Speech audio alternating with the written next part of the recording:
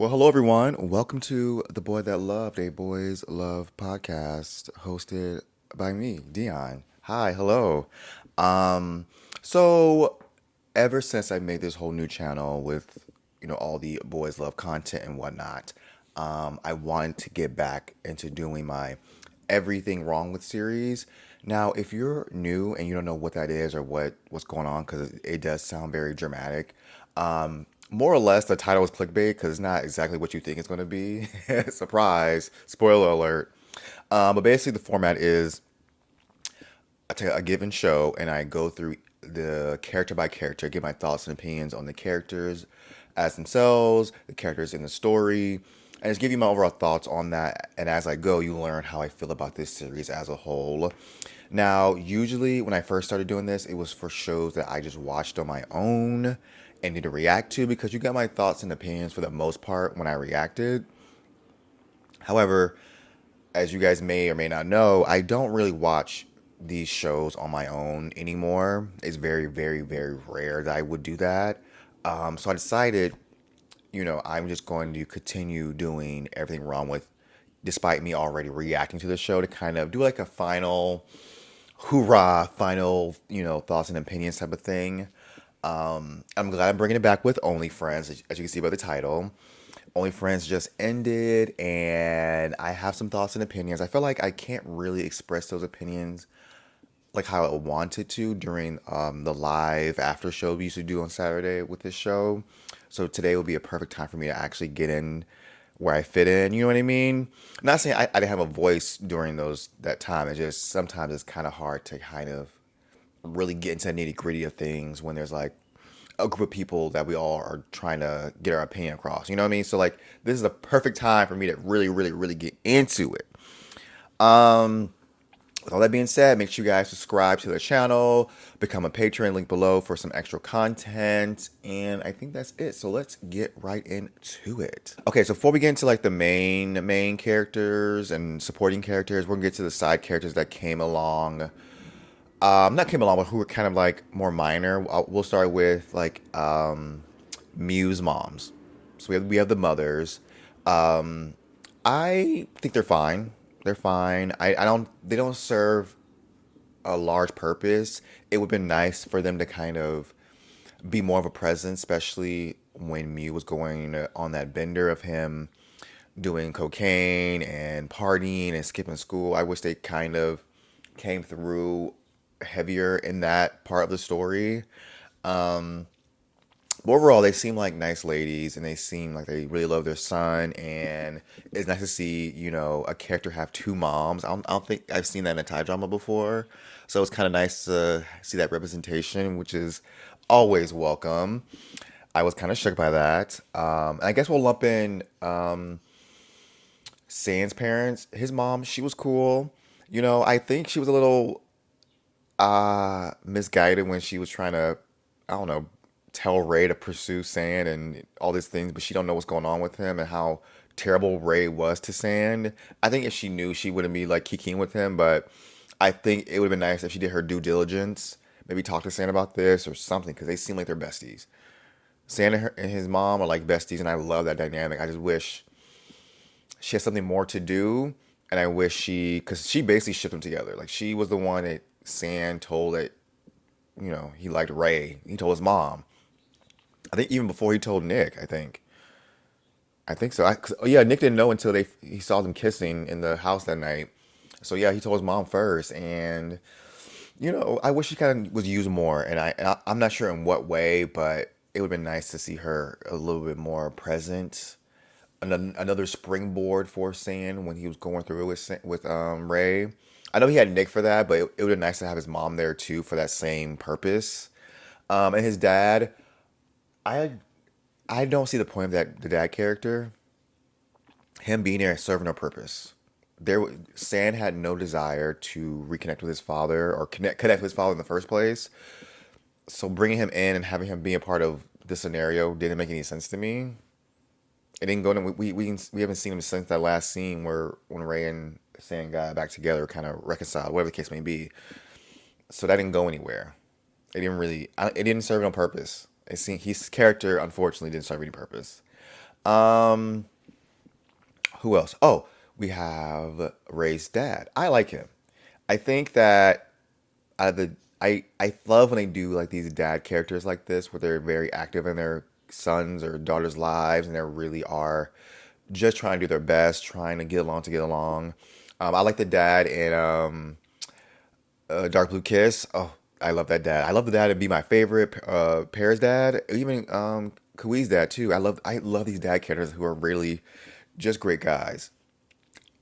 Oh, I'm so sorry. I had an energy drink, so I'm burping. Sorry, y'all. Even though the characters are not like perfect, and I love that too. I love how they have their own demons, their whole issues with themselves, but they're trying to be the best parents that they can be, and they seem to get along with their child or want to get along in this case. Because Ray's dad, he's fed up with Ray, and it's relatable. It makes sense.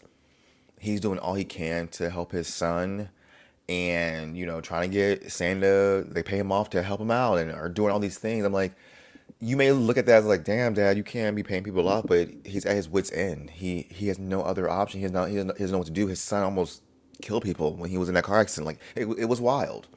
It was wild, and I think that the dad like this coming in as he came in, like, how he was so refreshing to kind of see. I wish he would have got a scene where Ray reconciled with his dad, because he was really awful to his dad, cussing him out and being his way in his way. Oh, side note, I'm by the airport, so you'll hear planes a lot. I'm so sorry, y'all. Who else? Any other parent characters in this? Top's dad was mentioned, but we didn't see him, so I guess that might be it. Okay, that might be it. All right. Next, we'll go into more supporting cast, kind of recurring characters, either throughout the whole thing or just for a moment. We'll do the just for a moment characters first. We have Dan. I like the Dan character. They didn't utilize him that much. I guess he was there to support what's his name? Nick's character, but I guess like with the parents, some of the parent characters, he didn't serve that much of a purpose. You thought, because one, I didn't care for the fact that he was his like superior. I didn't like that part of it, but I'm like, well, they're grown, it's fine. But he also seemed like a very nice guy, and it seemed like Nick had the mutual feelings for him, and they were really getting along, and I really like that. I think it's unfortunate that Nick decided not to pursue anything with him. For me, that didn't make too much sense, because I'm like, why not? Like Nick going back to, we'll get to Nick later on, but like him going back to Boston or trying to be with Boston instead of Dan didn't make any sense to me. It would just been nice for his character to do that, to move on and not linger on these old feelings and hopes and dreams. And this character right here, Dan, being exactly what you might want. Because, like, you say you want someone to do all the things that Dan did, but Dan did them and you still didn't want to be with him. You know what I mean? It didn't make any sense. And I will say it seemed like they're gonna make Dan some type of like villain character or resentful character, because when he rejected him, there was like a side look that kind of looked like he was going to be another bad guy in the mix, and I'm glad that wasn't the case, because that seems like an entire trope, and it sucks. Because the only reason that would make sense to do is for you to want to ship, I guess, Boston and Nick together, so you'll have Dan become not an option, but that would have been stupid to me. I hate when they do that in this show, so I'm glad they didn't do that. Um, yeah, that's Dan. Okay, next we'll put in April. We'll do April. I like April. She was not with the bull crap, all these boys and all their drama. She was like, girl, let's stay out of it. Let's keep it moving. I do think it sucks that she didn't have her own storyline. I think there was a kind of storyline with her and her girlfriend, Chim. What's her name?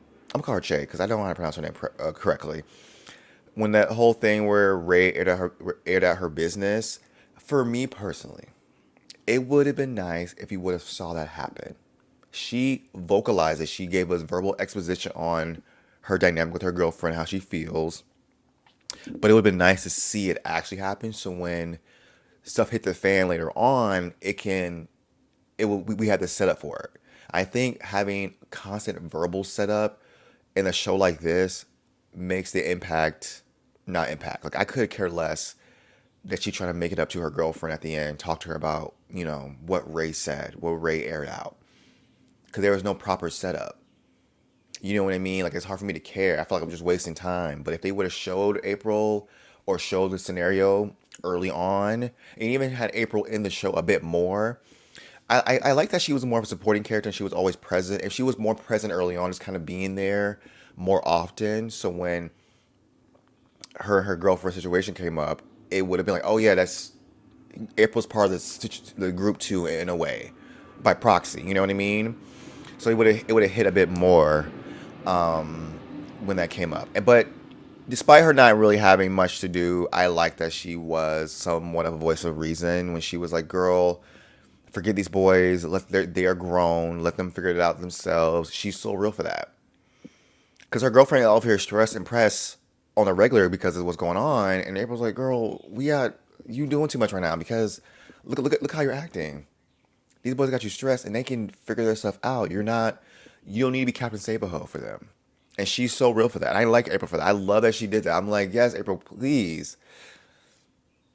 They have this vicious cycle of drug abuse and betraying and sex and lies and it's all these things, and you want to be involved. Be there when they need you, but other than that, don't overexert yourself into the situation. We don't need to do that. We don't need to be doing that. We don't. We don't. April is so real. I like her. Okay, next we have is Adam. Um, Listen, a lot of these characters are plot devices. We got Dan, Adam, and Bowen as plot devices only. They don't really serve a purpose outside of that. And I feel like that's okay. That's okay.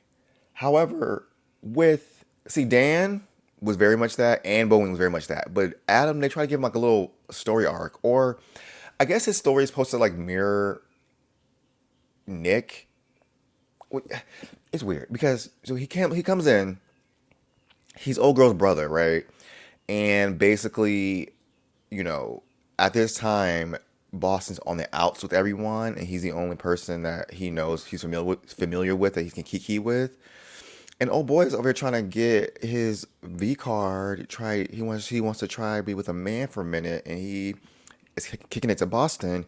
And they have his character be obsessed with him to the point where he's upset that Boston hit and quit it, and then he's upset to the point where he lies and says that Boston assaulted him and tricked him and manipulated him. He lied on this boy. Defamation of character, realness, which I find issue with because it's just unnecessary drama. It's we like the group already dislikes Boston, and having this be in the mix to have him dislike him more, not believe him.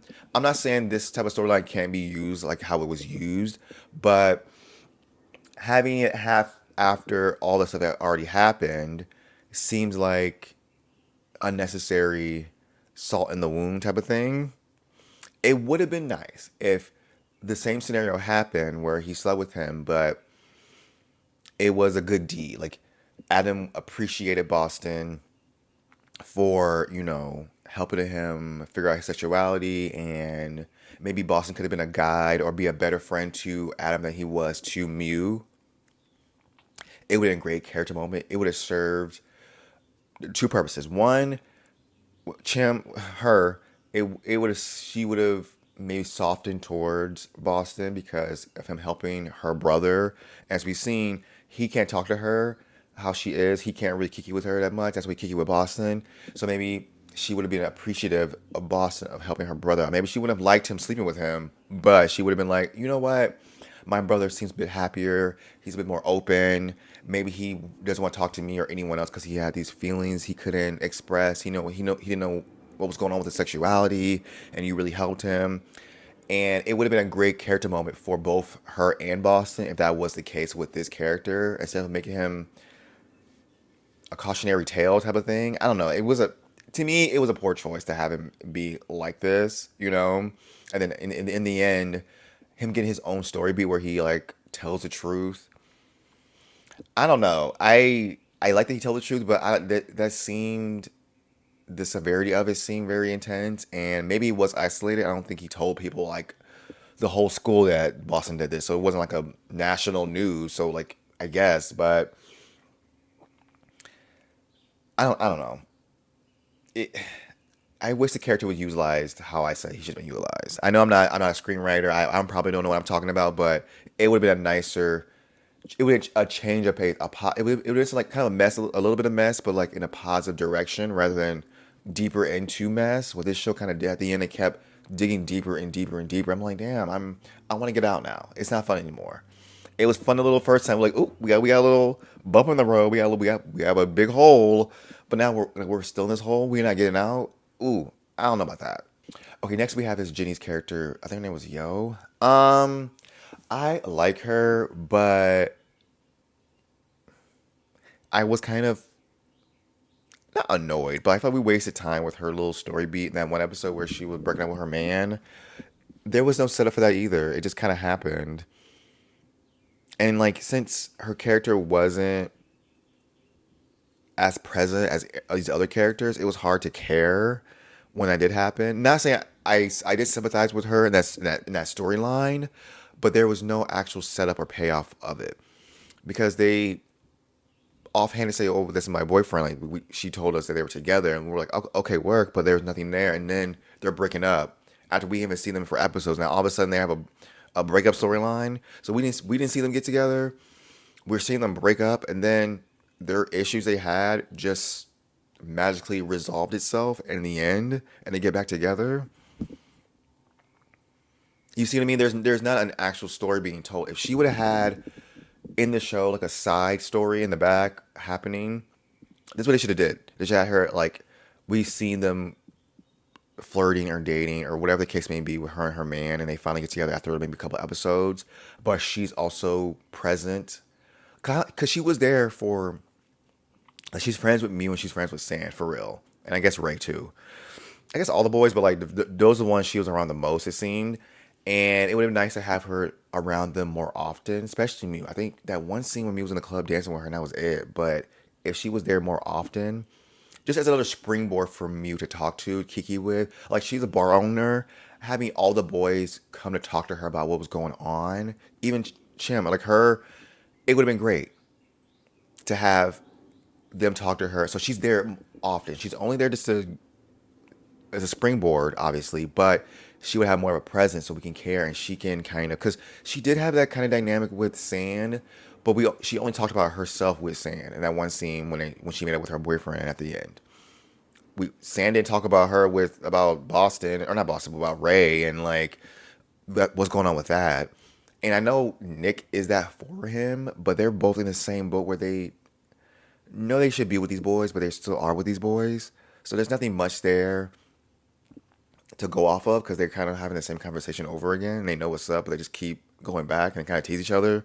So it would have been good to have another point of view, kind of maybe check them, maybe, or call them out on certain things. Like she could have been great to call Saint out for allowing him to be disrespected by Ray. That would have been great. You know what I mean? Like just have a different point of view. Even though Nick kind of like told him, but Nick too, they birds of a feather. So it's kind of hard to really tell each other about themselves when they are both in the same boat in a sense. So it'd been great for her to be utilized that way, and also a side story in the background. Not that much time taken up. Maybe 4 episode story arc with her and her man. And then in between, she's present with all the characters because she's in the opening credits, but she barely in the show. And then her man, he's fine too. He serves her story, but that's not much of a story there in the first place. So there's nothing much I can say about him. But he seems cool. You know, having a trans woman own her own bar and have a man is so exciting to see. And she dark skinned, work, work, work. So I love that. I love that. I just feel like it had potential. She had more potential as a character. So I wish we kind of did a little bit more with her. Okay. Next we have is Bo Wing. He is probably the most disappointing character out of everyone who is as a guest role or supporting role on the show.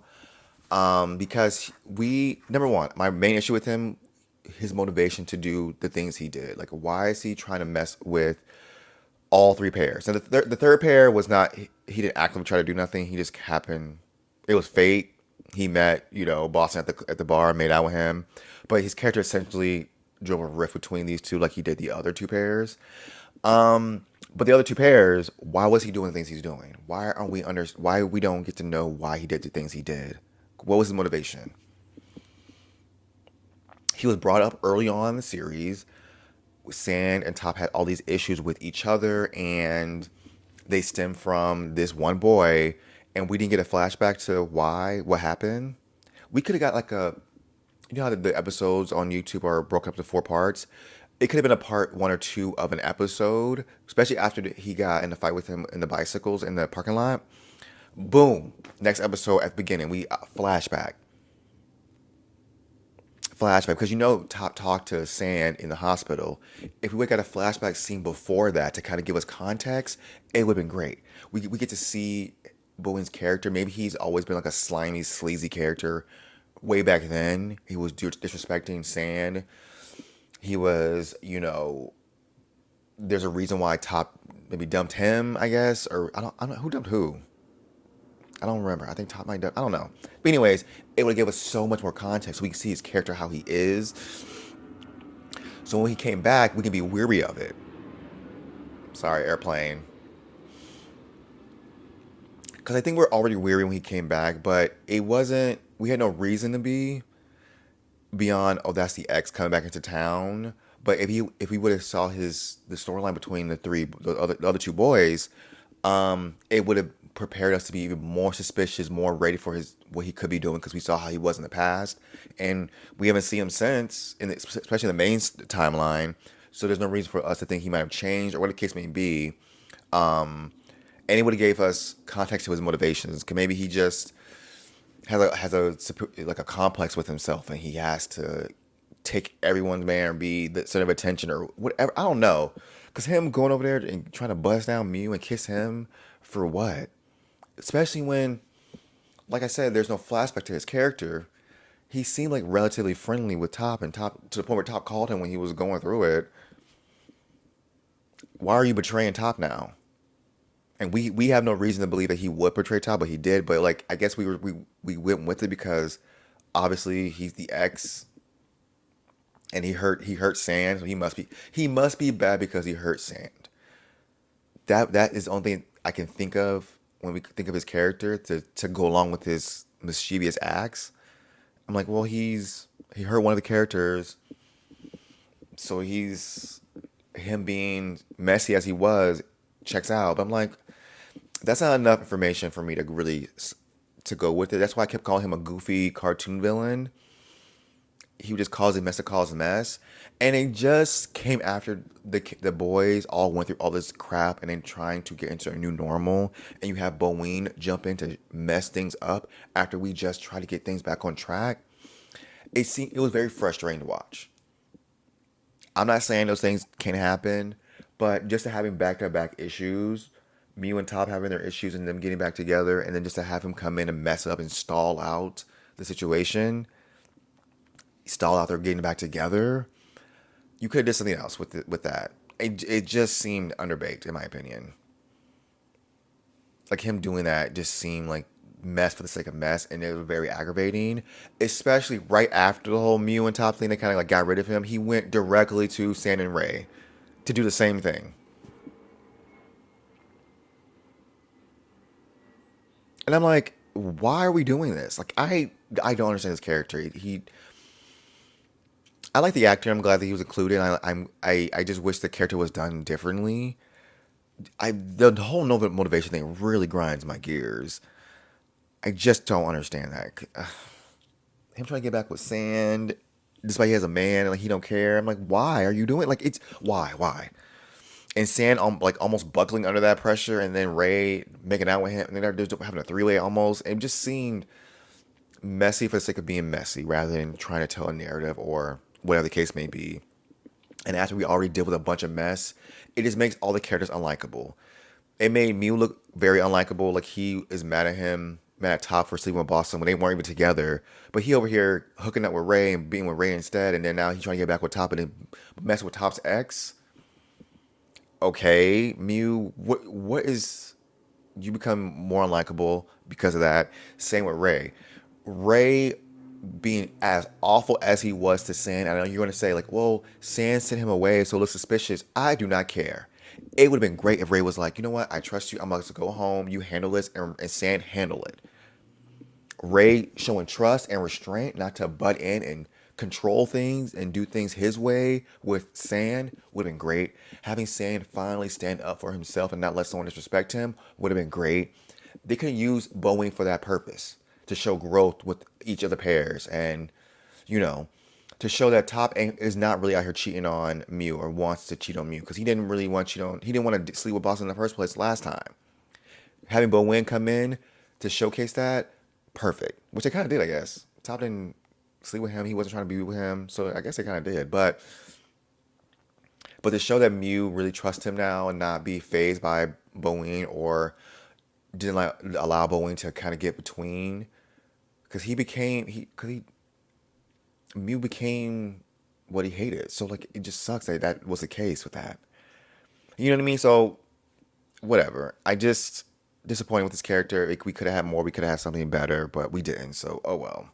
Okay, now the moment you guys have been waiting for. Finally, the rest of the friend group, our main friend group. Okay, we'll talk with Miss Mothers. Chim. I can't pronounce her name. You'll know her. First and foremost, the actress is stunning. I want to photograph her. Oh my gosh, her bundles, her makeup. She is stunning and gorgeous. Number one. Okay, that's out the way. I had issues with this character fairly early on because she was an a-hole. And what I mean is that she kept coming at Ray and Boston sideways for their scenarios. And it hit to a head when she came for them that night that Ray aired out everyone's dirty laundry. Before that happened, she was dragging Ray for being alone. For what? Why would you do that? Just like, you ain't got nobody. You're single. Mew has Top. I have April. You are, alone. Why would she do that? I was like, girl, excuse me? And then she went up to Boston calling him all kinds of whores and a hoe and all these things.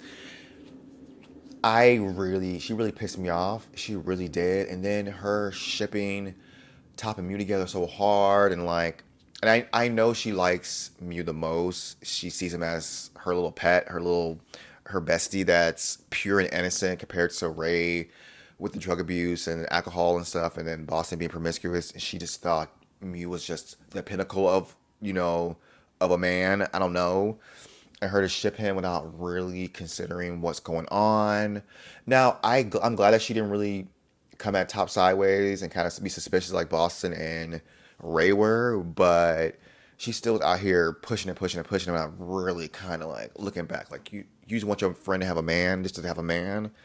Can we like calm down a bit? Can we slow your roll a smidge? Just a little bit. Now, I get it.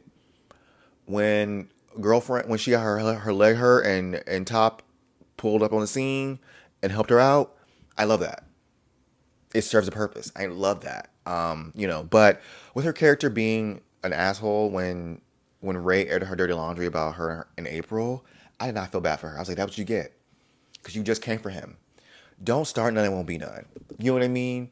I don't feel bad for her. I know, I remember in the live, Alyssa was like, she not deserve that. I'm like, listen, you forgot. She was so messy and rude to Ray just 10 minutes before that happened. Just before that happened, she was horrible to him. That's why I'm glad she did that because it gave him the motivation to do that to her. Now, if she was not mean to him or anything, and he would do that anyways, okay, Ray, you out here wilding for what? On her, she knew that to you, but she did disrespect him. She did play him and play in his face, so that's what she get. Oh well. But like I said, with April, my section on April, if she would have her storyline kind of built up, or at least in that episode have her scenes with her girlfriend and what she told the boys, what we would have saw would have made it more impactful. It would have been great. It would have been great. Now I think that she having her storyline where she was upset with Mew for, skipping class and doing all these stuff and doing drugs and essentially being all the things she hated in Boston and Ray. I wish you would have saw that on the show. Like she told us, she's the queen of her storylines. Everything that's going on with her is always told to us and not shown to us. And I think that was a missed opportunity.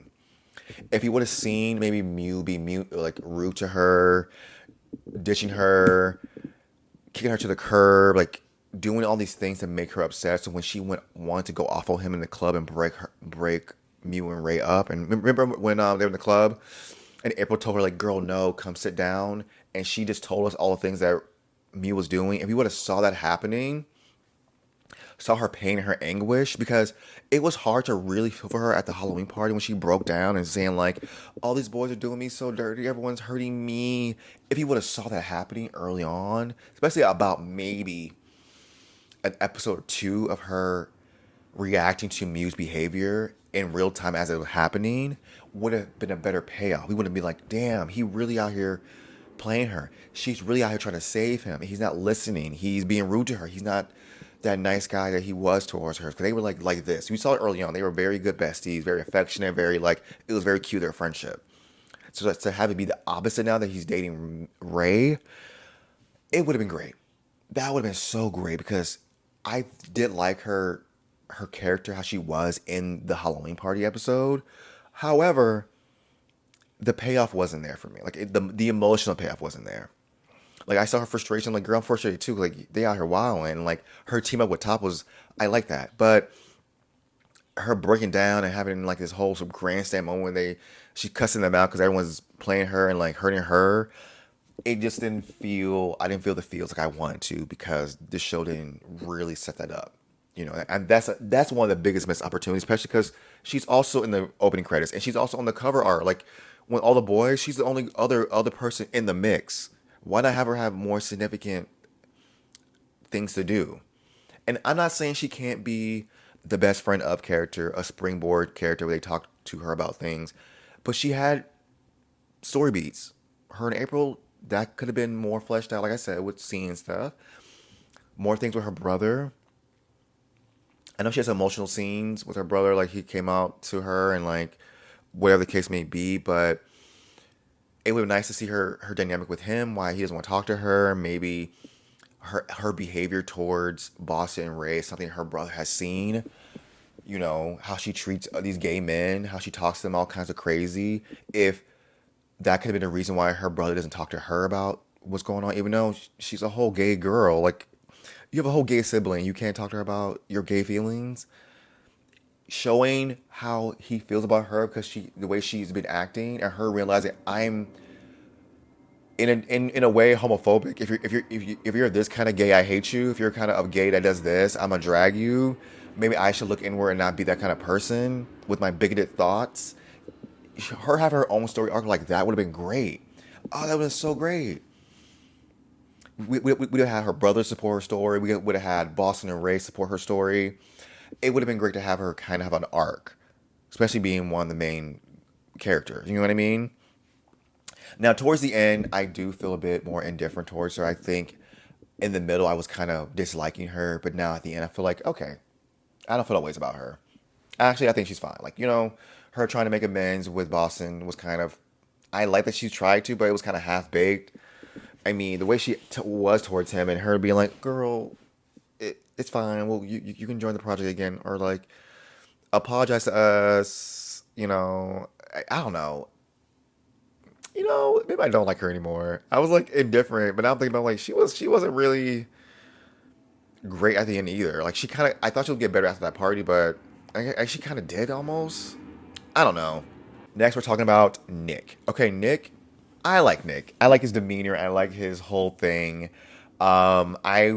It was very interesting to see a character like him be confident but insecure, gung ho, like set for herself, but also revert to being, you know, meek at any given time. His whole thing with him wanting to be with Boston, be his boyfriend, it did get a little bit tired after a while, because obviously we know as the more they hung out, the more comfortable Boston got with him, and obviously the more they started to feel each other. But because that happened, Nick was very much so enamored and wanted to be with him because of that. And I'm like, that's relatable. That's fair. You know what I mean? But for him to keep asking Boston to be with him and Boston being like, "Nah, I'm good," and him being mad about that, but still staying up under him, it's kind of like, well, it's hard to feel for you in this scenario, bestie. Especially since he's telling you that he doesn't want to be with you, and you're seemingly okay with it. And it's I feel it's okay if you want to be with someone, but they don't want to be with you, but you still want to like be intimate with them. Go off and continue to do that. Yeah, your feelings may get deeper, or you may feel a ways, but there's nothing wrong with continuing to get your rocks up because you want to get your rocks off. It doesn't wrong with having company because you want company, especially someone you like being around. Because whenever they're outside their like issues, they got along very well. They hung out with each other. They talk to each other about their dreams. I like their dynamic with each other. Out of all three of the pairs, I think I like their dynamic the most. They just seem like they really got along, and it's just this whole scenario where he just wants Boston to be with him, and he was upset about it. That kind of soured it a bit, because especially since he was so adamant about it, early on. But he had no problem with it. Boston was like, "Yeah, you're my number one, but I'm sleeping with this person, this person." He was like, "I guess," and he knew what was up, and he understood the assignment. Like he was bothered, but he wasn't too bothered, which I liked. I liked the fact he was bothered by Boston, like he was clearly jealous, but he also wasn't out here wilding, kind of like how Adam was wilding. He wasn't doing all that much. I mean, he got to that point because for him to record Boston busting down top was crazy. Now, his motivation to do so was odd because why did he do that? For him not to use that, because the audio recording he didn't use himself. And I like that he told Santa he had the audio recording, and him realizing, yes, I'm crazy. Like, I'm doing a lot. I don't know why I'm doing that, because I don't know why he even did that in the first place. For what reason would you need to record him busting down someone? Now, the plot needed him to do that so that can have it be utilized. The recording is a plot device later on, so I guess we needed that to happen. But Nick doing that in the first place, his motivations to do so were a little underbaked for me. I'm like, I don't understand that, but it's fine. He did what he did. Um, but I just feel like it would be nice to have motivation a little bit. Anyways, um, I do like his dynamic with Sand. It's one of my favorite relationships in the show. Sand and Nick forever, besties for the resties. I love them so much. I wish we got more dynamics with them. Like in the end where I guess Sand and Ray are going to go into the business of selling alcohol, whatever the case may be. I wish it was Sand and Nick instead. Nick can graphic design, help with the marketing, and they could have teamed up and did this whole duo thing. Since he's a graphic designer, he can design the merch for Sand's band. Like, I wish they were really out here trying to hustle together, and because they're going through a similar thing with these boys. They're going through these growing pains with these two boys, and that does bring them together. I loved how obviously Sam betrays Nick by releasing that audio going through his phone. He betrayed him, but they make up, and the way they made up was so nice. And him crying to him and feeling so hurt, and Ray and saying apologizing to him and hugging him, and then they're being okay after that, and realizing they're both just going through and doing things they shouldn't have done because of their emotions. For me, it was very touching, and I'm glad they did that. I'm glad they had San and Nick the way they had them with each other. It was so great. Oh my gosh, y'all. I love it so much. I love it so much. It's so real. It is so real. Um Now, when it comes to like Nick being all crazy for oh, before I get to that. Also, San and Nick but kissing and making out, living for that. I love how they did that. I know. I wish they would have like continued with that. Maybe not have intercourse, obviously, but like I like. I guess they kind of cuddle afterwards. Yeah, making out and cuddle with your friend just for that comfort. I love how they're just doing that just for that. I love that. It was very interesting to see it go that route a little bit. Now I didn't think they would do the whole like them being booed up, But them having like a friends with benefits dynamic would have been nice, or just kind of casually, maybe not, like I said, not busting down, but they can kiss and hug and cuddle. It would have kind of been lit to see that throughout the whole series, honestly. Um, have them just be affectionate, especially when they're feeling low or feeling frustrated with these boys. Them kind of just find that comfort because they want comfort in that moment, and then that's your best friend. It would have been nice. But anyways, Nick and San, A1 since day one. I love them. Okay, Nick in Boston. Um, him, first of all, Nick getting booed away his boss with Dan was a choice. I just don't think that was the greatest choice having his boss.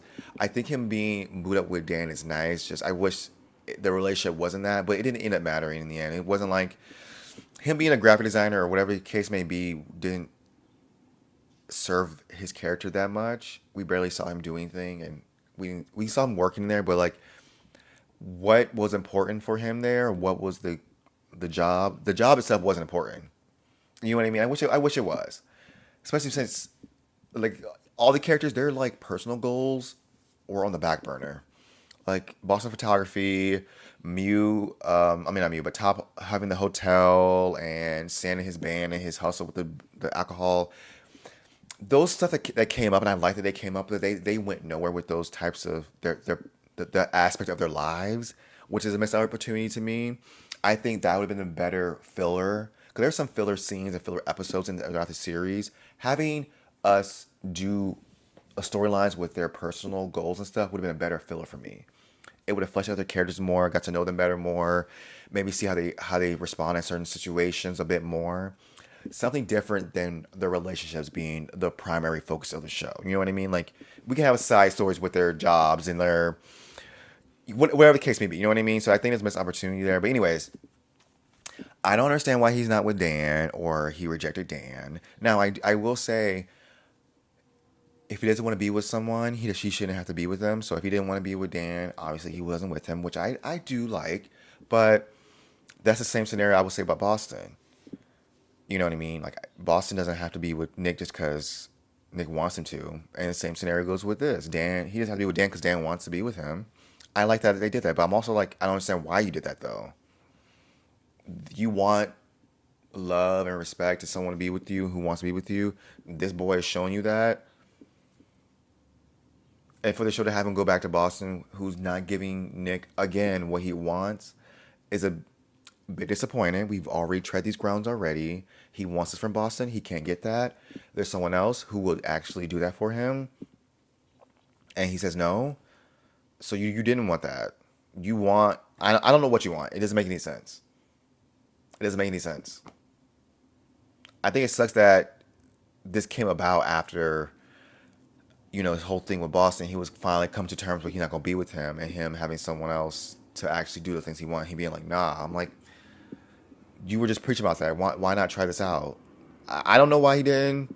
But again, it's okay not to. He doesn't have to, but y'all brought him in for that purpose. So why not go through with it? I don't understand that. It's odd. I will say his whole little situation, him becoming the next top, like him trying to like dress like him and work out. I wish they would have went. I wish they would have really fleshed that out a bit more. I wish he would have like maybe studied Top more, or maybe him act more like Top, or did something more Top like, or whatever the case may be. And I wish like it would have turned Sand off him. Same thing. You kind of remind me of the boy I hate, Top, and he's like, you crazy, but obviously it's very obvious. His whole personality becomes similar to Top's, and obviously that gets Boston kind of like, oh, what's up with you? See Nick a little differently. I mean, that did happen. It was very surface level. That's what I'm saying. It was very surface level, and I kind of wish they kind of did more with that. Maybe if they had more time, or maybe I don't know. It would have been really great to see that, honestly. Nick decided not to be with Dan and tried to pursue this trial boyfriendship with Boston was disappointing. And I know, like, he had this big old speech, right, when he was with Boston and he tried to get back at Adam for this scenario. I don't understand why he was with Boston to do that. I would have. I would have liked I would like Nick to cut his losses with Boston early on. But he had a whole like speech about how he went through the same thing and realized, you know, this scenario wasn't for him, and how he didn't like how the person that he was after going crazy and doing the things he did because of Boston, giving that speech and everything to Adam. Now, him stopping Boston from hitting Adam is a bit odd because he did lie on him and did those terrible things, said those terrible things on him, which were lies and can really ruin someone's reputation. And horrible things can come for falsely accusing someone of the things Adam accused him of. So, like, I'm not saying Boston should have hit him in a public space because you could go to jail for that. But I'm also like, oh well, Adam, you got some goddamn nerve. But him helping him out was weird. But whatever, he helped him out. But he get that big old speech and everything, and like really, it just, I don't know. I feel like he already had his come to Jesus moment. Like he already knows what's up with Boston. But for him to go back and get swept up into this whole like we're going to be boyfriends thing, for the 2 weeks, and for him to not want to be with him or kiss him or get him out of his life at the end anyways, was, in my opinion, a waste of time. Because I feel like he did it already. I feel like he already came to terms with that. Boston's not someone that's going to be with him. He's not going to give him what he wants out of the relationship. So, I think him being cool with Boston would have been nice. Like him, that's his homeboy now. But him, like, even when he was in the club before they even got together at the end, he was chastising Boston for like checking out other boys. And like he can do that. He can do what he wants. Like, what are you out here chastising him for? Because you mad because he doing that? Because you want him to only be for you, but that's not your dynamic. So I've never liked that. Like you getting mad at him for checking out the boys. He can do that. He can do what he wants. He has no obligation to you, Nick, and you know that already. But you're acting like that. It's annoying. I see why Boston gets annoyed with you because when you do stuff like this, it's like, boy, leave me alone. But anyways, him just getting back with him just to have him see him making out with Boeing and being like, well, I don't want this anymore. I'm gonna love myself. We've done it already, and that makes this part annoying. I'm like, why do we do all that? It's okay. Y'all didn't even have to get them together again just to break them up again or get them together in the first place to have them break up. I think they want to like have a powerful, strong I choose myself moment with Nick, but you went back to him anyways. And it also makes it seem like you want to make Boston seem like this horrible person for not being with him again. It's the fandom already thinks he's bad for not wanting to be with Nick, but now this just fuels that fire. I'm like, y'all didn't need to do all this. Y'all didn't. This is odd. But with Nick, overall, I like his character. I like the actor that plays him.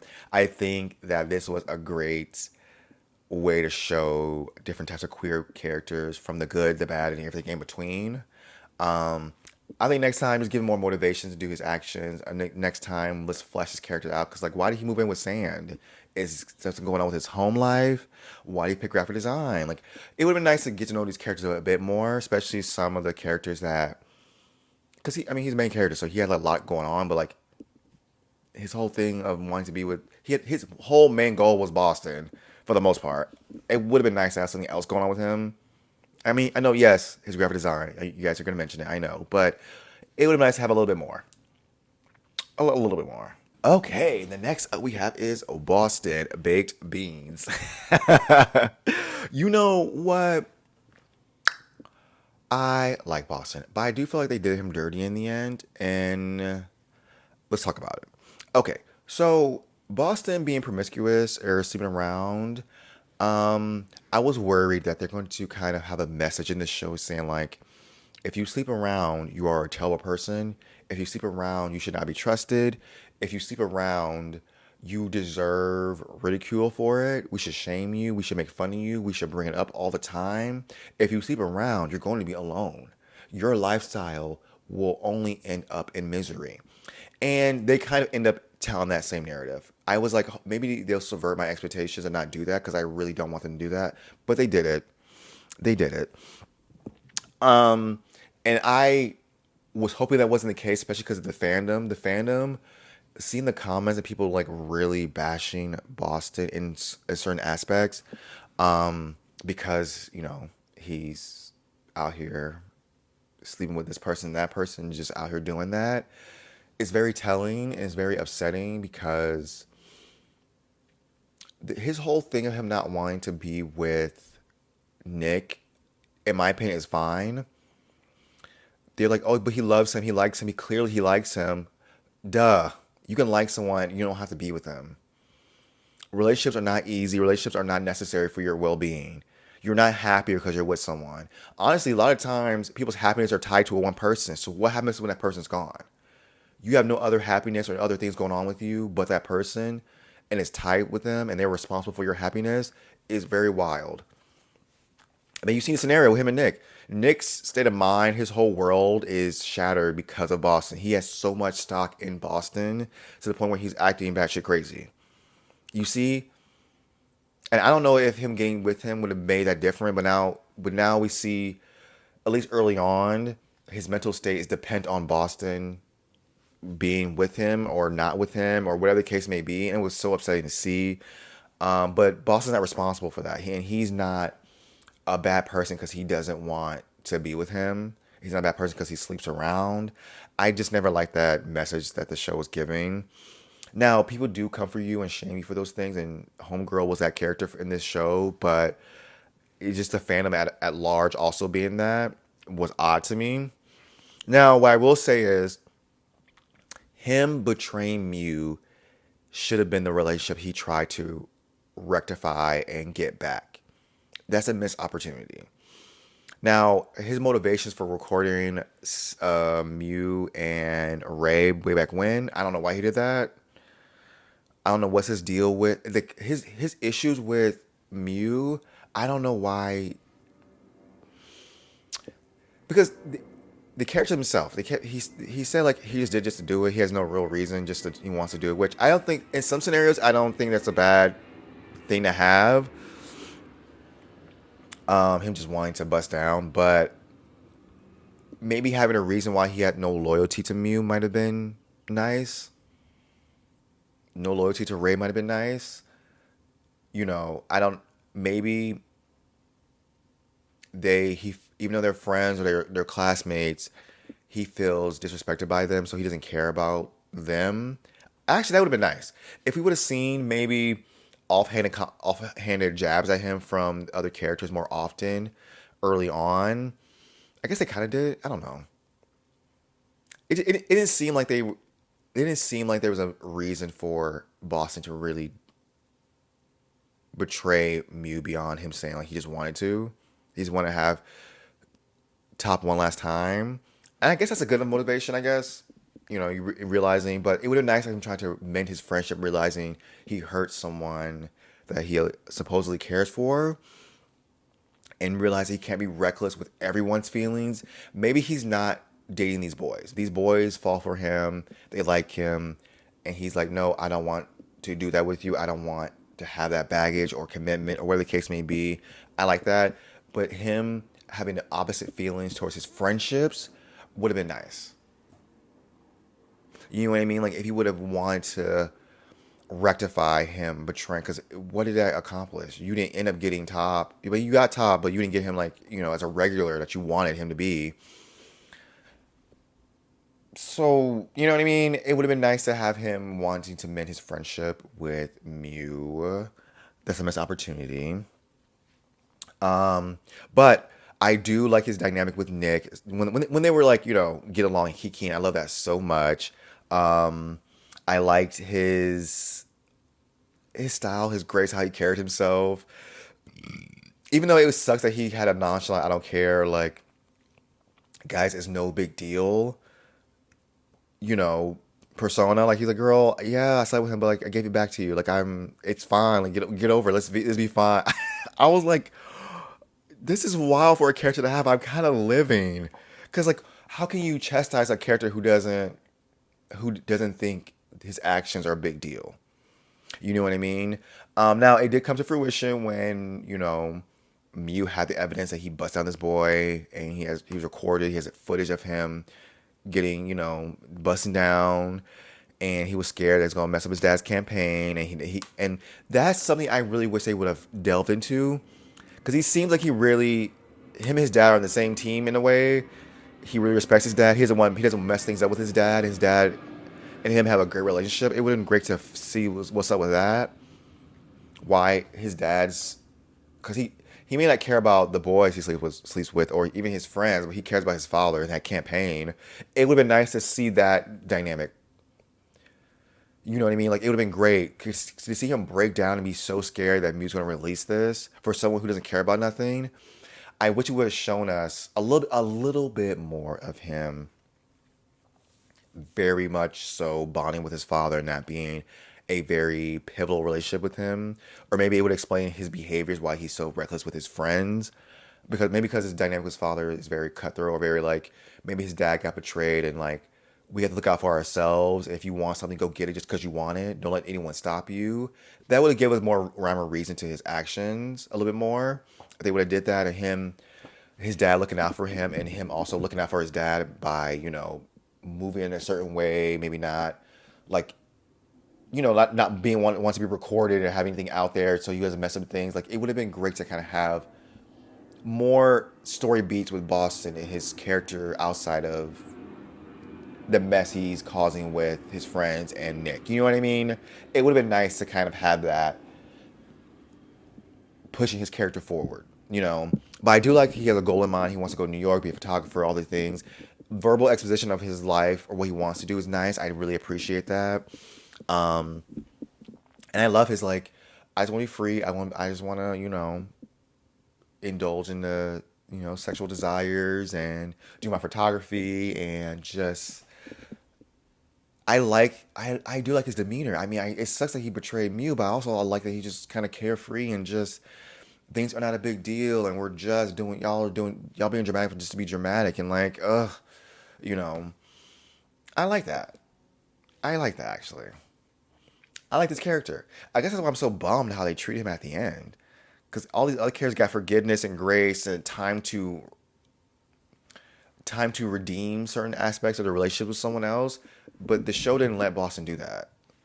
Like, if Boston was trying to make it up to Mew, or what's her name, Cham, make it up to him, because she came at him sideways about her brother and was doing the most. If we had more time of her trying to make it right, maybe their friendship could have got better after this, or maybe his reasonings about why he did that to, Mew, or how he doesn't care, or how he thinks things are not a big deal. If he would have had that dynamic with her and kind of built that up, and kind of she understood him a bit more, because she was out here calling him all kinds of hoes.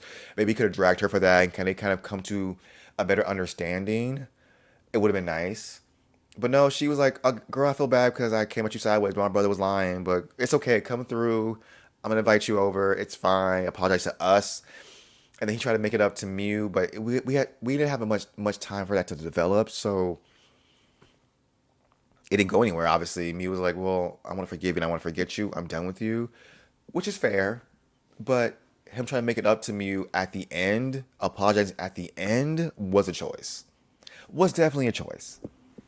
I don't like the choice at all, and I wish they did something differently. I wish he was early on making amends. And him being like, I don't want to be friends with you no more after that. And then Boston still trying to do right by Mew or something. Maybe there's a scenario where he does help him out, or whatever the case may be. Whatever. Because these show you put a plot point where there's something that happens and Boston comes to save the day. That's so easy to do. It would have taken much. But long story short, I don't think Boston is wrong or a bad guy because he sleeps around. He was just wrong for sleeping with his friend's man, or the boy he was dating. He manipulated Top, which was skeezy and gross. He's wrong for that. Betrayed his friend, he was wrong for that. But everything else, I think it's fine. He's not wrong for sleeping with Adam. People are like, oh, why would you sleep with your friend's brother? They're both grown. Adam whined. Like he said, like he's not wrong for sleeping with that boy. I'm so sorry, y'all. I'm so sorry to tell y'all that, but he's not wrong for sleeping with him. Y'all just hate gay folks and them having sex, they're gonna have sex with each other. Y'all hate that. I don't understand that, but go off. And just because someone is promiscuous doesn't mean they're less than, or they don't deserve happiness, or their happiness should not having to be tied with someone else. If he doesn't want to be with Nick but enjoys his company, that's fine. You can enjoy someone's company without being with them. Y'all have this rigid black or white high moral standing for these characters, and I guess for yourselves, I guess, which is a lie. Which Boys Love fans are the biggest hypocrites I've ever seen in my life, because they don't keep the same energy with the characters in a different show, but that's for a different video. So that's already odd. But I think Boston, all the characters are a little bit underdeveloped in some aspects, but overall, I think he's probably the most interesting and more complex and fun character. It just sucks that he's the one who is gets the short end of the stick in the end. You know what I mean? He's the one alone. They're like, yes, if you are what we deem as a whore, you will be alone in the end, and everyone will hate you. That's odd to me. That's odd, and that's disgusting to even. Ugh, I don't like it. Next we have is Sand. Okay, Sand on paper is my favorite. On paper. I like that he has his hustle. He has his whole rock star vibe. I like that he will stand up for himself. I like that he's super, super nice and caring. His relationship with Nick is very precious. At times, his relationship with Ray is precious. His mom, I love it so much. He is such, he's one of the most likable character in the show, in my opinion. However, him letting Ray disrespect him on a regular basis irks my nerves. I'll get into Ray in a second. Don't it takes two to tango, obviously, so I'm not just putting the blame on Sand. But the fact that he let this boy play him so often, because what do you mean he's going to buy you out? You're his escort. It's great that you said, no, I'm going to be your friend for real. We don't have to pay me. That's fine. I like that. Work. But you guys get to the point where you guys are kind of getting booed up. You guys getting booed up and everything. And this boy leaves you for the guy that he told you not to worry about. Sure. That hurts. That's fair. And sounds like, okay, best of luck. May the odds be in your favor. I'm about to bounce. And this fool gets up in your face after he's with this boy and you let him do that. Stand up. Stand up. This boy cox blocks you. First of all, he has a boyfriend already, right? He's dating you. He comes in, cox block you from this kissing this one boy at the party, which you deserve to get your rocks off, bestie. You deserve that. He tells you you're his. Does not matter what you want to do. First of all, Ray has been doing that since the beginning. He made sure to do it whatever Ray wanted Sand to do. He made it happen. Ray wanted to go here. He followed him. He wanted to bust on that one girl. He cock block and try to get her to come over. Doesn't matter what he wanted. Ray said, no, it's about me. It's what I want. So I'm going to manipulate the situation to get you back. And then he let it happen. And that was very much their dynamic the whole time, back and forth. That's the whole thing.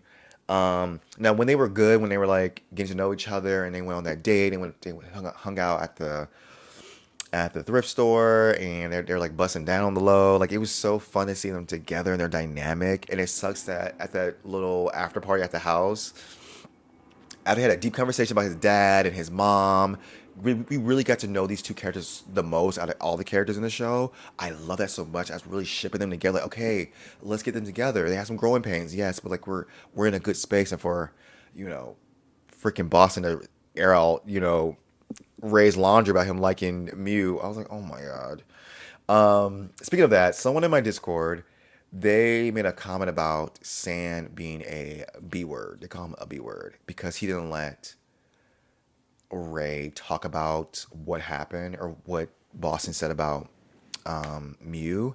And I really don't like that. I feel like, who you are. We already talked about it, but like, I just want to bring it up here. I don't think San is obligated to hear Ray out about what's going on with Mew, especially now we know. It's crazy. Because imagine if he would have let Ray talk about, hey, yes, I used to be in love with Mew, but like it's fine. Like I'm trying to be with you. And Sam being like, you know what? All right, bet, cool. And for him to date Mew anyways would have been wild. So I'm actually glad they didn't do it, but I don't think Sam is in some type of, he's not wrong for not wanting to discuss the information he just got. And to the person in the Discord being very upset at him and calling him all kinds of names because he wouldn't discuss that, like, it's late at night. They've been drinking and doing edibles and stuff, and now there's a big old fight in the living room. It's time to go to bed. It's time to sleep it off. Just because Ray wanted to talk to him about it doesn't mean they should have. It's always what Ray wants to do, never what Sam wants to do, which is odd. The show is doing that with Ray, having him manipulate him and making himself the priority, what he wants, but also the fandom wanting that too. Saying you're wrong for not allowing him to. No, let's be on Team Sand. Because Sand is being disrespected by Ray all the time. So when he gets cock blocked, right? And he kisses him and everything, I'm like, well, you just made out with Mew not 5 minutes ago. And now you're making out with whatever. Ray coming up and pulling up to sleep with Sand after Mew said, no, no, no, no, you're not getting this. I'm not ready for that. It's insane. And him being complacent, sorry, with being the side person or just having to wait for Ray to have Ray and Mew run his course is insane. Why did the writers have San do that? I know he loves him and he, whatever the case may be, but why would love allow you to be disrespected? He was like, okay, well, I'm not gonna wait forever, but I'm gonna let you do what you need to do with him, and like, it's fine, but I'm not gonna wait. What do you mean you're waiting? As soon as he got with Mew, you should cut that off and stay cut off. And I know he tried to. I'm not saying Sam doesn't push Ray back. He does. He does push Ray back, but he don't do it hard enough for me. Because when Ray was out here getting chastised by his dad, here comes Sam being there for him. When he got into a car accident, even before that he got into a car accident, he was there for him. And I know he felt guilty for causing the drama because he did go into Nick's phone, get the audio recording just to get back at top. I understand he did that. I like saying you were crunchy for that. You shouldn't have done that. You're betraying your friend Nick, and now you're causing all this drama. But he felt sorry. He apologized to Nick, and he, felt bad about the scenario with Ray, and he admitted that his motivation was to get back at top. So like he's so real, and I like him for that. But he was crunchy for that. But he, like I said, made amends, and he's fine. But for him to constantly put up with this boy, and oh my God, when Ray thought he took that money from his dad to get him to go to rehab, and him going off on him and attacking him, you should have been left him beforehand, but now you should have left him then too. Because what do you mean you're still there for him? Again. Look, what do you mean, San? I don't get you. I don't understand why you keep putting up with this boy. I know he charms you and he says sorry. Ray does apologize. Ray will apologize and but he goes back to doing you dirty right afterwards. Can we please do something else? And I felt after a while the show was so bloated with Ray and San scenes that we couldn't do anything else but see them, and I kind of resented the couple because of that, and I felt bad because I was really on that ship. I really wanted to ship them. I really wanted them to work it out, but after a while, it just came. It was so toxic and so awful. I don't think you loving someone means you should disrespect them to allow disrespect. I don't think love means you have to be with a person. I don't think love. It was so painful to see him go through this with this boy. Because what do you mean he's going to go to rehab, which he needs to do, but he's only going to go if you meet your dad, which that's something you never expressed no desire for, and you go along with it. Why can't you be like, F you, I'm done with you, you're playing with me all the goddamn time, I'm hurting because of you. I don't want to do this anymore. Maybe Ray can actually factually do right by Sand at some points, where it seemed like that might have been the case at different points, but he goes back to being awful to him. But I just I just wanted more for him, y'all. I really like this character. I really like it, but it's hard for me to really root for him when he puts up with the awful things that Ray did to him. I can't. And again, I would have loved that flashback with him and Boeing and Top and that whole thing. I would have loved that. I would have loved they cut the whole dad storyline out because that didn't go anywhere. His character, like I said, didn't had no desire for that, so that was dumb in itself. So oh well. And it just I just don't understand that. I don't understand that. But overall, I like Sand. I like his relationship with Nick, his dad, not his dad, but his mom. He's so nice. It's just, you know, little blips here and there in his character that kind of made it kind of like, I was rooting for you and you're just making it hard too because you keep dealing with this boy who was doing the most. So, but I guess if you like it, I love it. If you want to be with him, if you want to go into business with him, go off. Just I don't want to hear no more when he starts acting a fool. I don't want to hear it no more because even though I know you guys would drag him for him sending Ray away when Bowen came into the picture, again, Ray doing all that bullcrap he did to get to three, it made you uncomfortable. You ain't like it. I'm so sorry. Again, you should have left him. That I know y'all gonna drag me for that. I know that's an unpopular opinion, but he should have left him right in there. What you mean kiss him? What you mean you're kissing him now too? What you mean you're doing all this and you're being like Ray manipulating everything all the time and doing what he wants and it's his show and saying it has to be a part of it and him claiming he owns him, doesn't matter if he's with me or not. Diabolical. Like stand up. Oh my god. I know, guys. Maybe his manipulation that he does with Sand works on me because I have been rooting for this boy since day one. Now, if you saw my reactions, you know I was aggravated with him because he kept harassing Sand. I don't like that with characters in these shows where they kind of like bother their potential love interests. I hate it. I hate it. Leave me the F alone when I say leave me the F alone. Don't. So he already was like annoying me, but it's fine. These characters were very fleshed out. Sand and Ray really got to know each other, really had their demons to battle, their old issues they had, some goals and dreams, I guess, and lots of things. His character was so complex, from the drug use to the feelings he had towards his mother, the guilt in that, his dynamic with his dad, his love for me. Like he was so complex. There were so many layers to his character, but he was insufferable.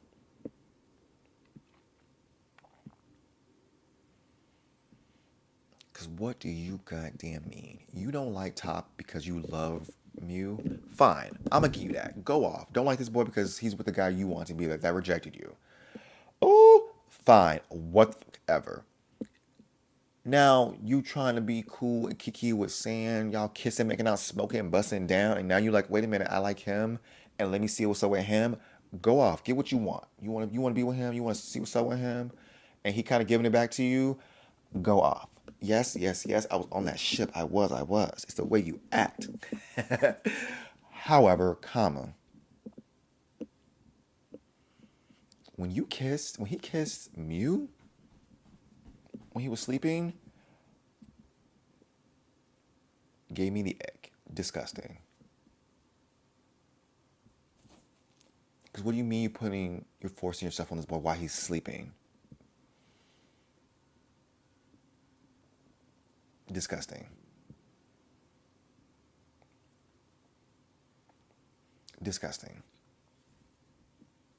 Especially right after you're really out here trying to pursue Sand, and you did Sand to help Mew. Go off and be there for your friend. But you're doing that. I can't get behind it. I'm not gonna drag him for I think substance abuse and getting in rehab is serious, and it's a demon that's not his fault. There's lots of things that go into that, so I'm not going to drag him for having that aspect of his life be shown. I think it's great that he went to rehab and they show a character who does abuse alcohol and substance and all the different things. I think, but what I'm talking about is his dynamic with his characters, how he feels like he owns them. and he can do what he wants with anybody, and he's entitled to everyone. So when he kissed me, I was like, oh my God. But him, having the talk with me, and they're like, we're gonna be best friends. Don't kiss me again. Don't do that. And he's like, okay, I'm so sorry. We're good. We're Gucci. And him to go back to San, and then they had that whole date thing, and they had to spend the whole day together. He met his mom. Oh my God, I loved it. I loved it. I loved it. I loved it. Yes, yes, yes. I was like, we're on the right path. We're going in the right direction. I love it. But to find out, you you get the information about the sex tape or the audio, and you tell Mew, which is okay, you're a good friend, go off, and even when you did the whole little speech at the bar, drunk and stuff, was really wild, but necessary, I guess, because Chum, she deserved it.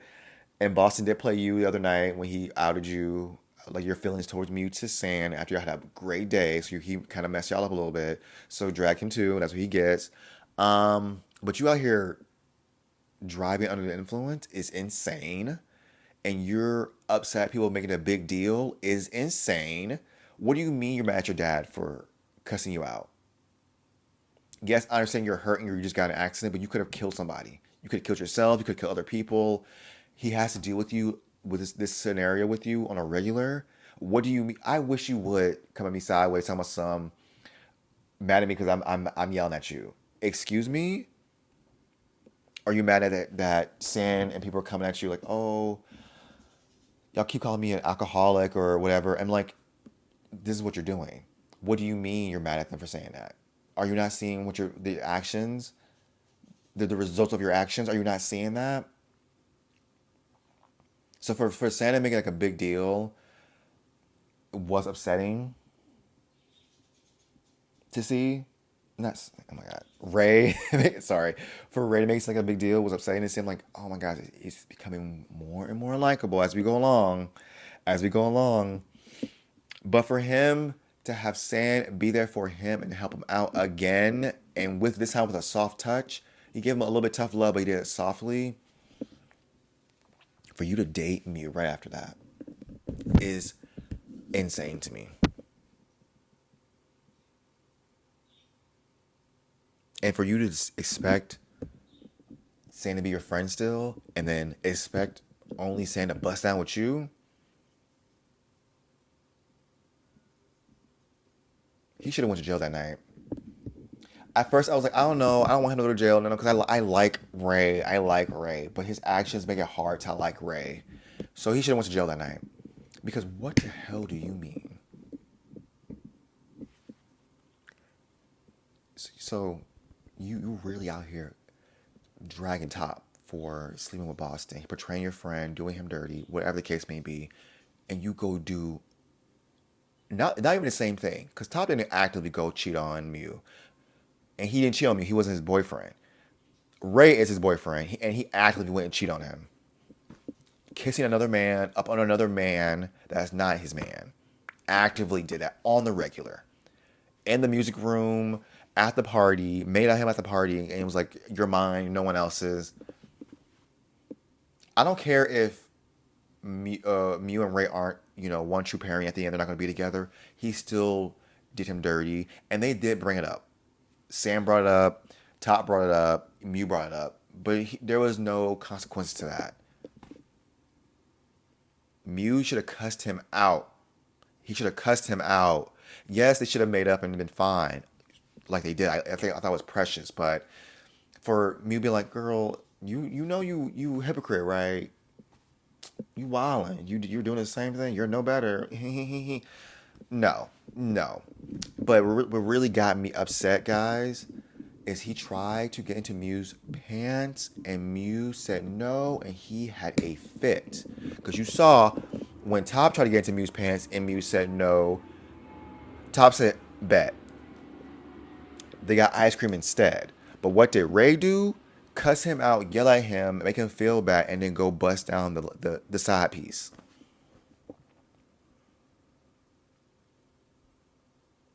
Yes, I know San gave in. I know. And I know Ray and Mew are not OTP. I get that. He still was wrong, and it makes his character unlikable. That's what I'm. It's all stacking up high. He has not got any type of redemption at all in my eyes. Yes, he's going to rehab. He had that whole moment with the psychiatrist and that whole moment where he whatever the case may be, but he's not done the work to really rectify those things, in my opinion. And he is an awful individual. I know substance abuse is real, and I know that probably plays a lot into that, but a lot of these things he's done, he hasn't done under the influence. So I'm not going to chalk it up to that. He is just a very entitled, manipulative person. Like him coercing this scenario where Boeing and him and but make out with sand and like him doing all that was just it just continually make him unlikable. Him saying I'm not going to rehab until you talk to your dad. What the hell? Get your goddamn ass into rehab. You're hurting me. You're hurting yourself. You're hurting your friends, your dad. And you're doing this for what? Get your behind the help you need. I'm here for you. I've been here for you. And for you to think I'm about to betray you for Boeing, I'm about to betray you because your daddy gave me money, and you know I don't take money from you when you try to buy me out. That's not my character. I've shown you an opposite thing, but you out here mad and want to manipulate me and make me the bad guy in the scenario where I'm not a bad guy towards you, Ray. Ray, that's why I have to jump the ship. I'm no longer shipping Ray and Sam together. I jumped ship. I can't get behind it. I'm not with it.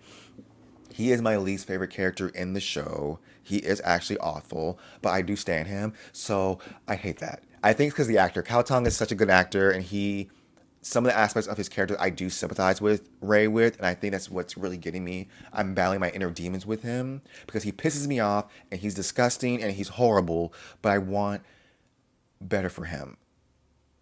And I don't know why.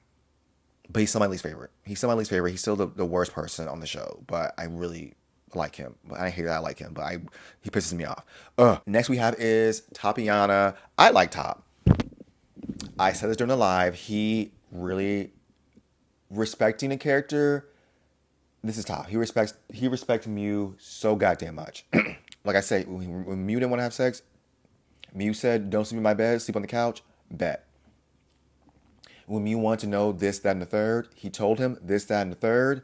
I love that. With the whole like him taking pills, he was not shamed. He was not like hiding stuff. He was like, "Yeah, I have trauma. I can't sleep. I have to take these pills.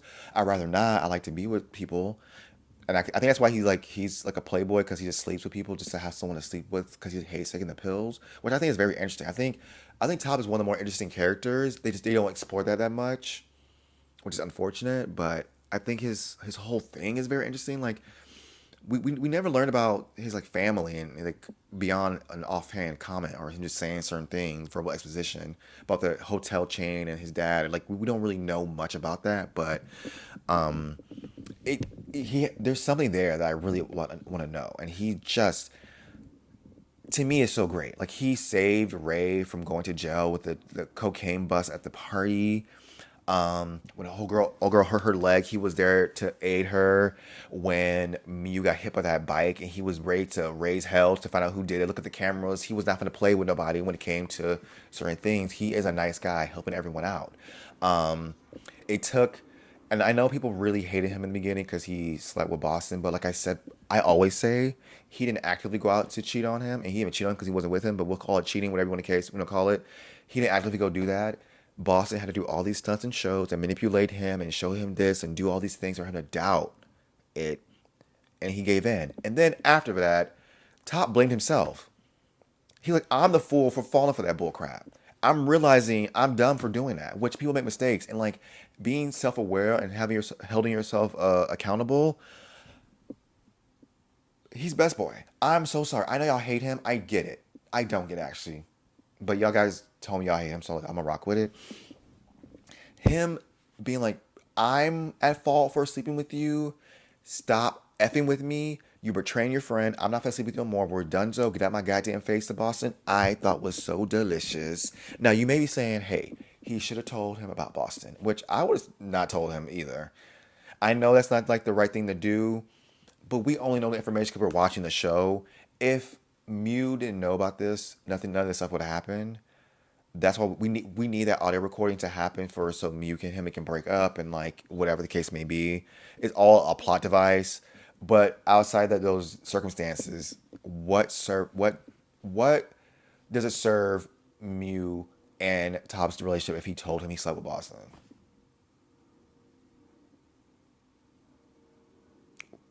Like you wouldn't have told. You guys act like y'all would have. First of all, y'all probably like, why would I would have never slept with him. I would have went over there and talked to Mew. He probably should have. I'm not saying he didn't make any mistakes.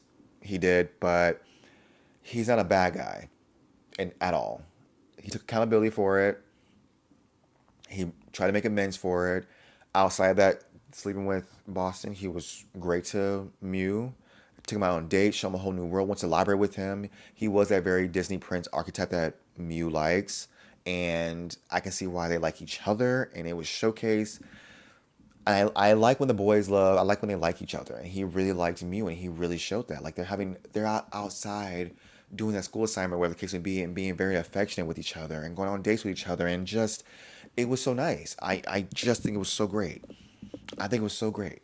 Now, again, it would have been nice to see a backstory with him, Bowie, and Sand, because him and Sand at the hospital was kind of litty titty. I was like, oh my god, this tension they have with each other, and Mew acting slick at the mouth, or not Mew, but Top acting slick at the mouth.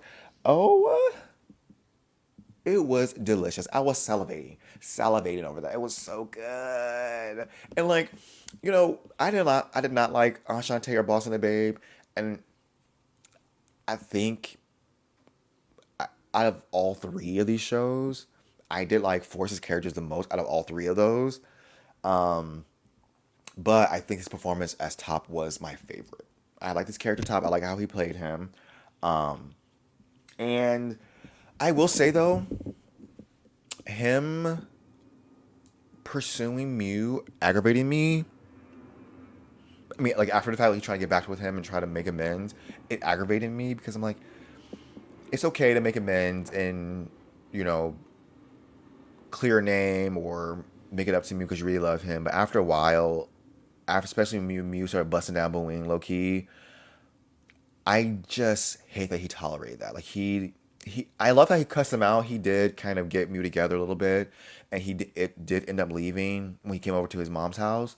But I wish he actually would have left, or I wish there would have been a scenario where someone like maybe the moms could have changed his mind because he ended up not leaving and come back to Mew and being okay with Mew after Mew literally told him, "Hey, I might bring up the fact you slept with Boston again." And he's like, "Oh, it's fine," but like he had an issue with that before that. So like, why did you change your mind on that? That's one of the things I didn't care for. Like Mew not wanting to be around you and you popping up every 5 seconds. Top was crunchy. I wish you would have stood up and like a little more self respect. I know you felt, you have to make it up to him, and you're not wrong for wanting to make it up to him, but the way you're doing it made it very just upsetting. It was very upsetting, guys, and I was just like I was bummed out. I'm not gonna lie to you guys. I was bummed out that this was the scenario in the scenario. Like, Top, please. Which is why I wish we had something else going on with his character beyond that. I know there's a scene with him that was cut, of him going through it and him not sleeping with someone else. Like he wanted to sleep with someone else, but he didn't. But I guess the same thing was still in effect because he still brought Boeing back. So I don't why they cut it. I think he said he cut it because they didn't want to see Mew actively not Mew.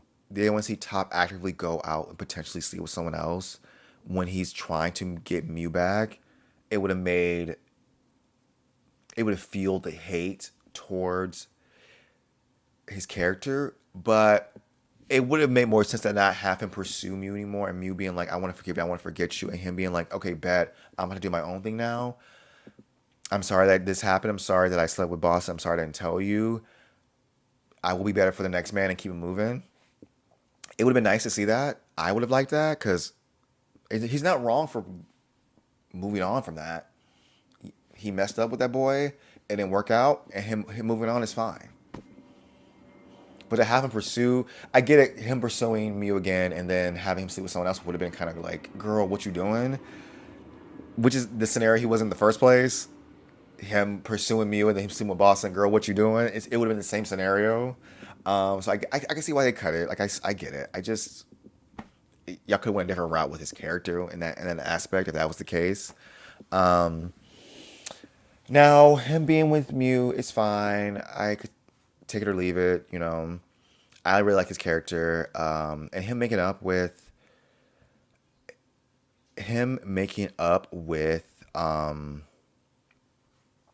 San was stupid to me. Him making out with Ray is stupid to me. Like him, I see why he had pushback when Mew was like, "Oh, you should like make up with Sand and make up with Ray," and him being like, "Is that not necessary? Like what?" That didn't. We'll get to that more. So when I talked about Mew, but like him having to do that was stupid, in my opinion, because their dynamic had nothing to do with anything. Yes, he might have been around Sand because he's dating Ray, but I would have said just be cordial with him, which he is. He's not. Sand and Ray, Sand and Top are not out here fist fighting in the streets on a regular basis. Yeah, they had a little tip or tap. They had a little moments, but they weren't. They're not actively on the regular fighting for y'all to like. No, we have to make sure they are fine with each other. We have to make sure they're good for the group. No, the hell you don't. That was so dumb to me. But we got first and fourth kisses, so ah, so I guess it was necessary to make that make sense. And even their whole like thing, I'm sorry I took your man and kiss with no backstory is crunchy. But overall I like Top. Now I will say his scene at the end where he like saved or he left the hotel because of the fire and him, standing up for in the scenario seems like something he's always done since the beginning of the show. He's always stand up and like try to fix scenarios. I don't know why we had that scene. That scene it seemed unnecessary. Like we don't need a storyline where he's maybe if like the hostel they like maybe Halloween night, Sand or Top saved everyone, saved Sand, and they became cool after that. Like, okay, you're not a bad guy. I'm Wallen. Thanks for saving me. Or maybe he'd be like, thanks. Even without this whole fire scenario, him helping Ray get out of going to jail, and freaking Sand could have went to jail too as an accomplice. He had the drugs on him too. That could have made that right there was a scenario where like y'all don't say to me. I helped both of y'all crunch behinds. I helped both of y'all. You got some goddamn nerve. You got some goddamn nerve to come to me after I helped you avoid jail time. We're good now. We're squared now. Don't say to me. Yes, I still a boss and y'all mad at me about that, but no. Especially after I catch y'all kissing when Ray, you're dating Mew. Snap, snap. Hypocrisy. You came at me sideways. You dragged me. You tried to fight me, Ray, and you out here betraying, doing the same thing. I didn't even do what you doing. That's the crazy part. Top it was not doing what Ray did. He did not at all.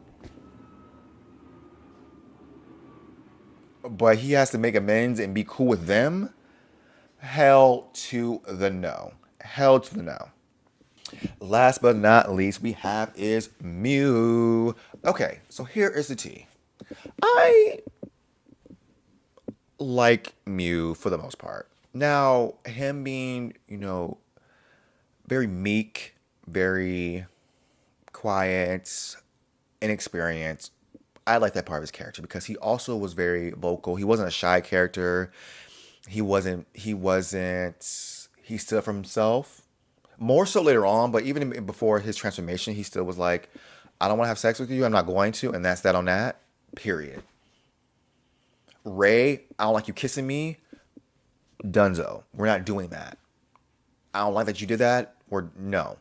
Like the fact that he stood up for himself and he always did. Even though he was like one of those meek shy characters, he wasn't meek or shy. You know what I mean? Like he wasn't buckling under because Mew flirted with him at the bar, at the club.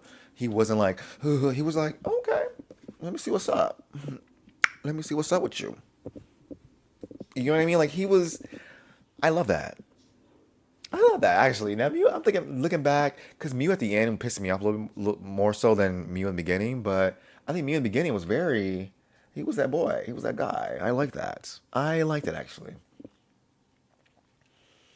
I like that. Now him getting booed up with Top was nice. I like their dynamic, the dating, the getting to know each other. He talked about his moms with him, and it just was a pleasant dynamic all around. His friendship with Ray was precious at times. His friendship with old girl was nice. Him and Boston, I don't know. I guess they're cause he did call Boston when he said bust down Top and like girl, guess what? Like Kiki, it's fine. I guess that's fine. That wasn't that their dynamic wasn't fleshed out enough for me, honestly. But then he became this whole different person after he found out that they Boston and Top slept together recently, and he went on this whole thing about him skipping school and doing all these drugs. The same drugs he dragged Ray for, the same drugs and alcohol that caused Ray to do all these terrible things. He's divulging in just because he's hurt. Was sad to see. Now it does happen, so like okay, sure, but he became this whole new person, and I didn't want that for him. Maybe him becoming a bit more colder or a bit more numb to things. Like there had to be a change. Obviously, I'm not saying let's not let him change his character or change his viewpoint because he's hurt. But they did it so extremely, it made him insufferable at times. Like him dating Ray, knowing he don't really like that boy like that. Okay, and him making out in front of Top just to get Top back, and then like get back at Top, and then he was just doing the most, and it was frustrating to see. It more frustrating because Top was trying to actively pursue him again, and I wish since he was acting the way he was acting, I wish Top would have left him alone. You know what I mean? It would have been so bad for me to see him do all these things if Top wasn't actively trying to get into his good graces again, because he tried to get his lick back. He was like, "Oh, I'm about to play in your face, but make you suffer. I'm about to just numb my pain with all this stuff." It would be nice to see how it affected his relationship with his besties, like homegirl Chim, whatever her name is, her. It would be nice to see how his behavior, how he saw himself as becoming this terrible person. Like he looks in the mirror, like, why? What am I doing? What am I doing? Like I'm out here gonna bust down Drake to get some footage to get back at Boston. I'm doing all this to get back at this boy. It was lit. I'm not gonna lie. Him making Boston kneel to his knees and begging for forgiveness or begging him not to do it was insane. And the fact that he didn't really leak the footage was great. I like that because it didn't seem like Mew is that kind of person, but he was really doing the most where it made you seem like he might have been, and then that would have been really off-putting to see him do that. Um, but he had his reasons, so that's fine. But for him to kind of like, okay, I'm gonna give you a chance, Top, but now I'm about to like be booed up with your ex. Hell to the no. I understand you want more revenge or to make Top suffer, but we've been there, done that, and you keep going with it. Top, you should have been left this scenario when that started happening. But Mew, what are you doing? You know you wouldn't like someone doing this to you. You're doing the most. Understandably, you're hurt. You've been hurt. But if you're gonna be with him, you can't be doing this. And I'm glad that was told to him. I'm glad we got that squared away. His moms were like, if you don't forgive him, you have to move on. I'm so sorry, bestie. You doing all this with Boeing for what? What you mean you kissing him and hanging out with him and doing all this stuff? For what? You already got back at him. He's already doing all he can to make it right with you, and you're making it harder, lying to him, bring this boy around. Bestie, I really need you to get kicked to the curb. Like, Top should have said, you know what? And he did. Like, he did leave, but he didn't leave. Actually, he saved. But, like, he should have left. He should have kept going. Bye, Mew. This was great. Say goodbye to your moms for me. I'm done because you're a wildin'. You're a wildin', bestie, and I hate this here. Um, and like I said before, it would have been nice to have his relationship with Boston, repaired, started early on, but there was enough time. Boston only apologized in the last episode. I think it's fair for Mew to be like, I don't want to be your friend anymore. But I don't know. Ray kissed you while you was asleep, so why you still friends with him? Ray felt entitled to have sex with you. Why you still friends with him? I don't I don't I don't know, y'all. Yes, he Boston did betray him by sleeping with his, but I don't know. It seems a bit weird to me. If you can kick Boston to the curb, kick Ray to the curb too. That's all I'm saying. But overall, Mew was fine. It was exciting to see him do the things he did, but also it was upsetting to see and like he drug it out and he was really becoming the thing that he hated, and I didn't like that for him, and it was aggravating to watch at times. Okay, guys, we are at the end. Sorry, this video was so goddamn long. Sorry if I repeated myself. You guys know I always repeat myself when I'm in these little think pieces. Um, Overall, I would give Only Friends a 4 out of 5 stars. I like the cinematography. I like the acting. I like the set design and locations. Um, I just wish there was a bit more fleshed out characters, more, different story beats. I wish it wasn't a romance, a boys' love. I wish it was like a Lacorn or a show that had like a Degrassi, a One Tree Hill, a show about these characters going through their college life and scenarios that they drive the plot or the plot happens to them and they respond to things happening to them. I wish it was more along those lines rather than it being just the romance, the relationships be on the forefront. Um, I think that makes it worse because they had to have the boys always together, especially Ray and Sam. The show had them together. It's a boys' love, so they have to be together. We have to repeat their highs and lows again. We have all these cute moments with them, which are nice, but we've seen them like nicer before. We had to have them lows, have them fight and stuff. We've seen them fight already too, all the time. Like having other things happening to them with their family, with their schoolwork, with their work life would have been a better way to kind of do other things. Um, but like I said, since it wasn't Lacorn, it wasn't like a actual like ongoing soap opera. You know, that makes me lose points. It would have been a 5 out of 5 because I think it's right after Not Me for me on my GMTV series list. If I made a top 10, Not Me is number 1 and Only Friends is number 2. It sure is. I adore this show so much. Last 3 episodes were crunchy for me. I wish other things happened with characters and story beats. Yes, but overall, 4 out of 5 stars. I can't wait to see what the director of the show, JoJo, does next. I hope he doesn't have the fandom influence his decisions or storytelling anymore with his editing. Um, I just, I love that. I love that. I would have loved that if he really just kind of like ignored the whole fandom. Actually, like girls, I'm gonna do what I want to do. Y'all be mad about it, and that's that on that. That is that on that. Okay. Thank you so much for watching. I guess I'll do this again with Dangerous Romance once that finishes. But what other show should I check out? Or should I do a review on? Everything Wrong With video on? I haven't done so yet. What have I done? I guess some of the Korean dramas. I don't want to. Because there's not enough to say because the stories are so short. So I guess I'll give you some more long form shows. Since there's a lot of characters, a lot of stuff to say about the characters. Okay.